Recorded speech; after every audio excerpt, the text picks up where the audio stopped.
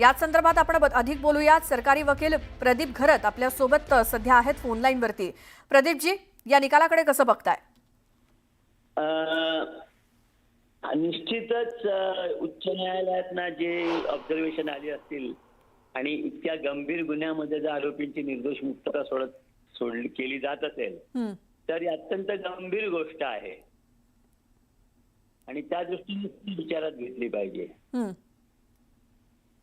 त्यामुळे ज्या वेळेला सत्र न्यायालय काही आरोपींना फाशी, काही आरोपींना सश्रम कारावास आणि फार थोड्यांची मुक्तता करतं, तर त्याच्यासाठी सत्र न्यायालयाने जी कारण मीमांसा असा निर्णय देण्यासाठी केली असेल ती महत्वाची ठरते. आणि सदरील कारण मीमांसेची जी आहे ती पडताळणी माननीय उच्च न्यायालयाने केली असेल अपिलामध्ये. आणि माननीय उच्च न्यायालयाला आरोपींना शिक्षा देण्यासाठी जे रिझनिंग आलं असेल सत्र न्यायालयाचं ते योग्य वाटलेलं नाही आणि त्यामुळे माननीय उच्च न्यायालयाने त्यांची निर्दोष मुक्तता केलेली दिसते. बर, प्रदीपजी, या सगळ्या प्रकरणासंदर्भात अपडेट घेणारे आणि या सगळ्या बाबींवरती लक्ष ठेवणारे माझे सहकारी प्रशांत बाग आपल्या सोबत आहेत. ते तुमच्याशी बोलतायत. प्रशांत, बोला. तर खरं तर अनेक वेगवेगळ्या खटल्यांमध्ये तुमच्या समोर येण्याची, तुमचा युक्तिवाद याच्यावर आपल्याला अनेक वेळा निकालावर भाष्य करण्याची संधी मिळते. पण अशा प्रकारचा धक्कादायक हा एक निकाल ज्यावेळेस समोर येतो त्यावेळेस नेमकं काय म्हणायचं हा प्रश्न अनुत्तरित असतो. काय वाटतंय, म्हणजे तुमची पहिली खरी प्रतिक्रिया काय? कारण या खटल्याशी तुम्ही अत्यंत जवळीक तुमची होती. काय आहे, ज्या वेळेला फाशीची शिक्षा सत्र न्यायालय देतं त्यावेळेला त्या फाशीच्या शिक्षेचं जे आहे ते कन्फर्म करण्यासाठी उच्च न्यायालयासमोर सुनावणी होतेच. आणि एखाद्याला फाशी देणं म्हणजे त्याच्या जीवाचा प्रश्न असतो. त्यामुळे तो जर निर्दोष असेल आणि फासावर गेला तर तिला हत्या म्हणावं लागेल. त्यामुळे उच्च न्यायालय अत्यंत काळजीपूर्वक सर्व पुराव्याची छाननी करतं आणि म्हणून सत्र न्यायालयाने फाशी किंवा जन्मठेप देताना जी कारण मीमांसा दिली असेल ती कितपत उचित आहे याची छाननी उच्च न्यायालयाने जी केली त्यात उच्च न्यायालयाला जो पुरावा आलेला आहे तो फाशी किंवा आरोपींना जन्मठेपेवर पाठवण्या इतपत किंवा कोणतीही शिक्षा देण्या इतपत सबळ वाटलेला नाही. त्यामुळे मला आठवतं 2015ला ज्यावेळेस हा निकाल लागला त्यावेळेस पण हे धक्कादायक आहे. इतक्या गंभीर गुन्ह्यामध्ये निश्चितच आपण म्हणता तसा हा धक्कादायक निकाल आहे. हो, पण मला एक आठवतं ज्यावेळेस तो निकाल 2015ला लागला होता त्यावेळेस तो म्हणजे ते कमाल अन्सारी, मोहम्मद शेख, एहतेशाम सिद्दीकी, नावेद खान, आसिफ खान यांना फाशीची शिक्षा तर सुनावली होती पण 1,51,00,000 रुपयाचा दंड सुद्धा त्यांना कोर्टानं ठोठावला होता आणि अत्यंत कडक तीक्ष्ण निकालपत्रामध्ये पास केले होते. म्हणजे तन्वीर अन्सारी, मोहम्मद शफी, शेख आलाम शेख यांचा तो उल्लेख अशा प्रकारे केला होता की संघटितपणे कटकारस्थान त्यांनी कसं केलेलं आहे. म्हणजे 120 302 3-1 नुसार त्यांना दोषी ठरवलं होतं. मरेपर्यंत फाशी ही मागणी होती. म्हणजे की नेमकं मग चुकलं कुठे? म्हणजे ते फक्त परिस्थितीजन्य पुराव्याच्या आधारावर होते का हा प्रश्न आता उपस्थित झालाय. काय सांगाल सर? काय असतं, जे पुरावे न्यायालयासमोर आले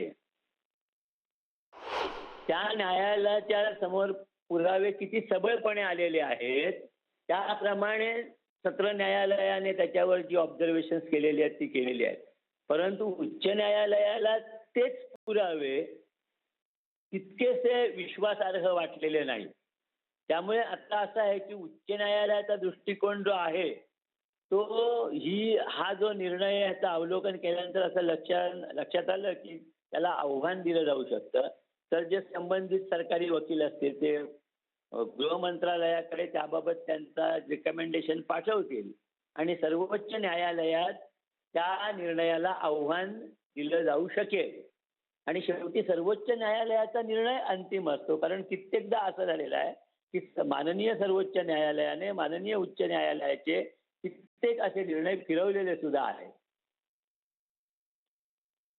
सर, सर्वोच्च न्यायालयात या निकालाला आव्हान दिलं जाईल हे आपण मान्य करू.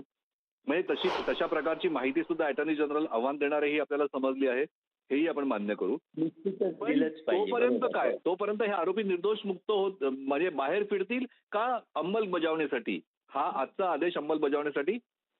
काही मुदत मिळेल? नाही, आता सर्वोच्च न्यायालयात लवकरात लवकर जाऊन आत्ता हायकोर्टाचा जो निर्णय आहे उच्च न्यायालयाचा त्याच्यावर स्टे घेतला पाहिजे. जर ह्या निर्णयावर स्टे मिळाला तर मग त्यांना सुनावणीला सर्वोच्च न्यायालयात ती मॅटर येईपर्यंत आतच राहावं लागेल. तर 7 किलो बाहेर आयडीएक्सचा पडले वापर नसतील झाला तर. होता. अजूनही 13 आरोपी या पूर्ण खटल्यामध्ये फरार आहेत. हेही वारंवार समोर आलं होतं. कायदा, हत्यारे, सार्वजनिक मालमत्ता, आयुष्य यांचं नुकसान झालं होतं आणि तरीही बरोबर. अशा प्रकारचा एक निकाल जर का समोर येऊ शकत असेल तर काय म्हणायचं? शेवटी पुराव्याची छाननी हा यातला अंतिम निकाष आहे. त्यामुळे बाकीच्या ज्या गोष्टी आहेत, आता आरोपी फरार असणं ही गोष्ट सुद्धा निश्चित ज्यावेळेला ते पकडले जातील त्या विचारात घेतली जाऊ शकेल आणि ती गोष्ट आरोपीच्या विरोधातच जाते. पण तो जे अनेक निकष असतील त्यातला तो एक निकष असेल. मुख्य निकष जो असेल तो सबळ पुरावा किती आहे आणि तो पुरावा सबळ कशा प्रकारे मांडण्यात आलेला आहे. या ज्या दोन गोष्टी आहेत हे मुख्य निकष आहेत की त्या दृष्टीने ज्या न्यायालयासमोर ही मॅटर असेल तिथे त्यांना ते विश्वासार्ह वाटतं का.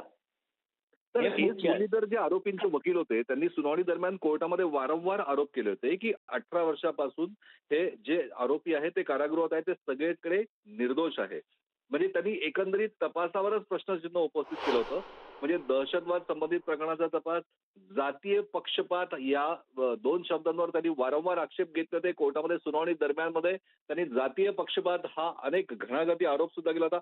मुरलीधर वकील यांचे आरोप आणखीन जे पुरावे सादर केले गेले होते गृह खात्याकडनं या सगळ्यांना त्यांनी केलेलं चॅलेंज या मग दोघांमध्ये प्रचंड मोठी तफावत होती का? काय सांगाल सर?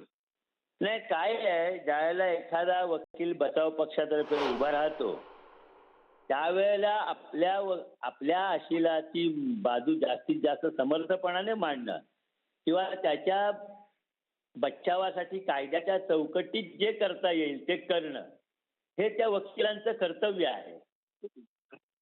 पण ते कर्तव्य करताना आपण जे बोलतो न्यायालयासमोर त्या बोलण्याला सुद्धा एक पाया असला पाहिजे. तो पाया जर सबळ असेल तरच ते ऐकलं जातं. कारण त्यांचा जो असं म्हणतात की prosecution has to prove its guilt beyond all reasonable doubts while the defence has to establish the defence on the touchstone of probability.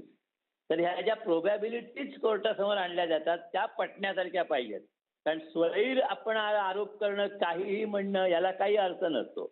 कदाचित तसे तो जो स्वैर आरोप असतात ते गांभीर्याने घेऊन त्यामुळे ते कदाचित वकिलांवर सुद्धा मग कारवाई होऊ शकते वाटेल ते. ठीक आहे सर, तुमचा हा मुद्दा तांत्रिकदृष्ट्या आपण परिस्थितीजन्य पुरावा हा मान्य करू.